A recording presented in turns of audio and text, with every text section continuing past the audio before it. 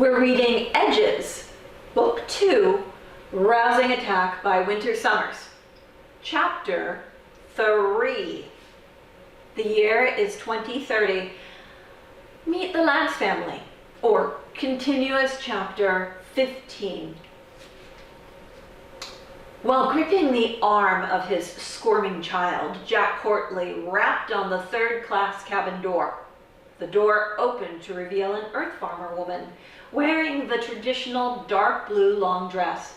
Her hair was up in a bun, modestly covered by a simple bonnet. She simply smiled warmly and said, "Yes, may we help you?" She held a quilt square she had been sewing. Her husband was reading what looked to be the Bible, and the son, about age 14, was reading another book. They both glanced up at this visitor. Ace's eyes rolled as Jack Courtley dragged Ace inside the cramped train compartment of the Lance family. The train was making a rhythmic hum as it zipped along the tracks. Jack introduced himself. "Hello, I am Jack Courtley. My wife Queenie says you are working on a quilt for Ace here." As soon as they heard the Courtley name, the entire Lance family stood in deference. The woman said, "Oh, for Mrs. Courtley, you must be little Ace." She smiled at Ace.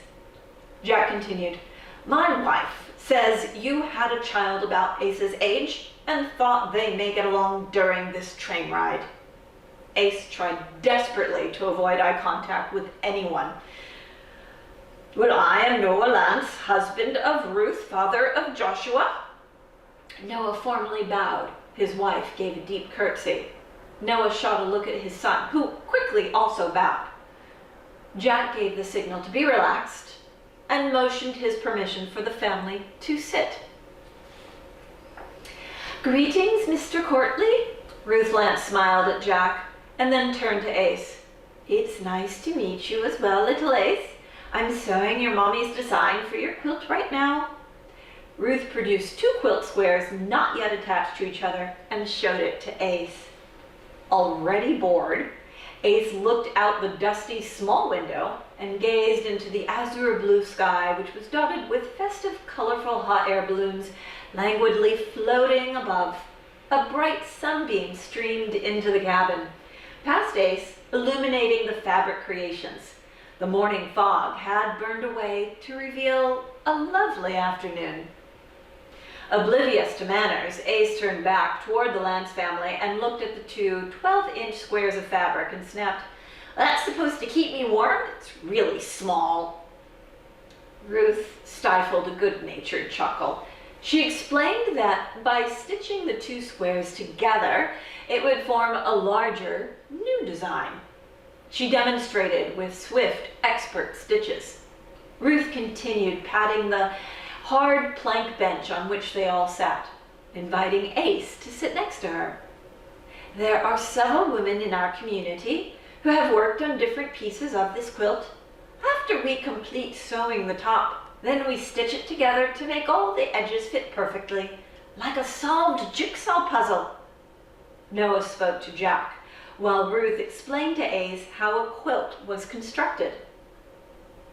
"Mr. Courtley, we cannot offer the amusements Ace may be used to, but your wife has been very kind to my wife. Ace is most welcome to be our guest and work on puzzles or read a book with our son Joshua while we are aboard this train, if you so wish it, sir." Ace, overhearing this exchange, looked horrified at Jack, dreading a parental response. Jack smiled broadly. "Great idea, thank you, Mr. Lance." Jack promptly left the cabin, leaving Ace behind with the Lance family. Ace's voice trembled. "Dad?" End of Chapter 3.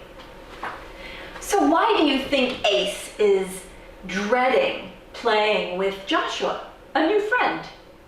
How would you react if you were introduced to someone who was a bit lower on the socioeconomic scale and you were instructed to be there with them? Would you feel abandoned? Would you feel as if your parents were trying to just get rid of you? Or would you welcome the chance to embrace a new experience? Why do you think that Ruth Lance, the quiltress, thinks that making a quilt is very much like a jigsaw puzzle? And what do you think Ace's reaction would be to this description, this passion she has for quilts? Do you think Ace would welcome it or eschew it? And how do you think Joshua would feel that this person, this child from a wealthy family, was now being instructed to hang out? Do you think Joshua would feel pressure to make this an entertaining experience? Or do you think Joshua Lance would simply say, this is what I do, if you don't like it, tough? What would you do if you were from a wealthy family or socioeconomic echelon and you were asked to step down and experience the life of someone or family who had less than you? How easy would it be for you to adjust? If it were reversed and you were from a lower class family and asked to spend time with someone of the higher classes, how would you react then? Have a conversation and have a great day. Think of all your blessings, and we'll see you next time with chapter 4. Bye-bye.